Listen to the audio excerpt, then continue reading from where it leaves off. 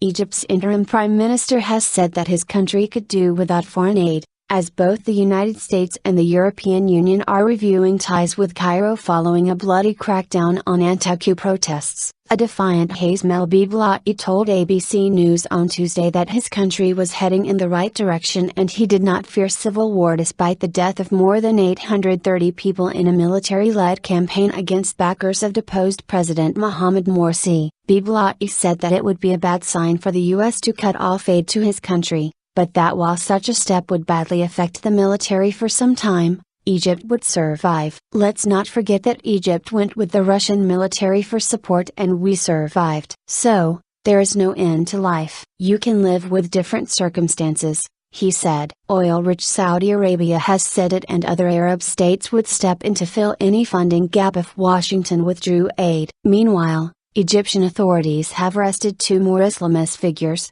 Egypt's state-run MENA news agency reported on Wednesday. Safwat Hegazi, a fiery Salafi preacher, was arrested on Libyan border, while Murad Ali, a spokesman for the Brotherhood's political wing, was detained at the Cairo airport, trying to catch a flight to Italy. MENA said Hegazi is wanted over charges of instigating violence. Earlier on Tuesday, authorities detained Mohamed Morsi, the spiritual leader of Morsi's Muslim Brotherhood, stoking fears of fresh violence between security forces and Islamists protesting at the former president's July 3 ouster by the army. An Egyptian court remanded Morsi in custody for 15 days on suspicion of inciting the murder of protesters, the first time since 1981 that the Brotherhood spiritual leader has been arrested. He is due to stand trial on August 25 along with his two deputies. Al Jazeera's Mike Hanna, reporting from Cairo, said the arrest was incredibly significant. The arrest of the spiritual leader was always seen as a red line.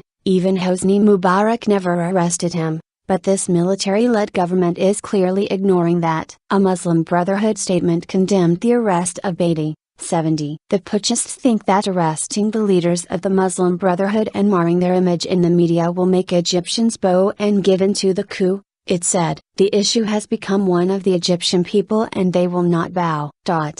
They have killed thousands, wounded thousands, arrested thousands, but the people are continuing in their peaceful revolution and rejecting the coup and military rule. The Muslim Brotherhood, reeling from the imprisonment and death of hundreds of its members, moved swiftly to temporarily replace Morsi with Mahmoud Azzat, his deputy in the organization. US and EU reviewing ties. Meanwhile, in Washington, President Barack Obama met with top aides to review policy towards Egypt, traditionally a strong U.S. ally in the Middle East. The White House criticized Morsi's arrest, saying it was incompatible with the military's pledge for an inclusive political process but denied reports it was halting its $1.3 billion annual aid package. Spokesman Josh Earnest said a review of U.S. aid ordered in early July had not yet been completed and that reports that suggest that assistance to Egypt has been cut off are not accurate. On Wednesday, foreign ministers from the European Union,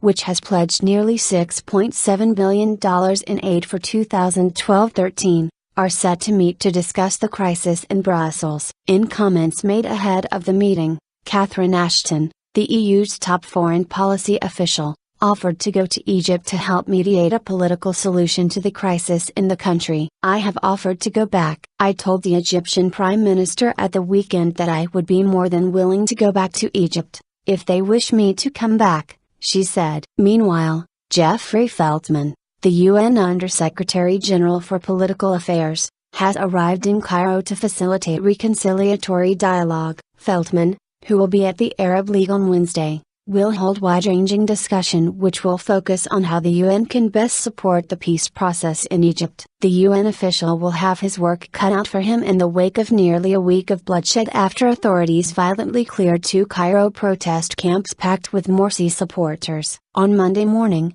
unidentified fighters shot 25 policemen in the rest of Sinai. This followed the death of 37 Muslim Brotherhood detainees who were killed on their way to a jail in northern Cairo. Officials say the prisoners suffocated on tear gas fired in a bid to release a police officer they had taken hostage, but the Brotherhood accused police of murder and cold-blooded killing.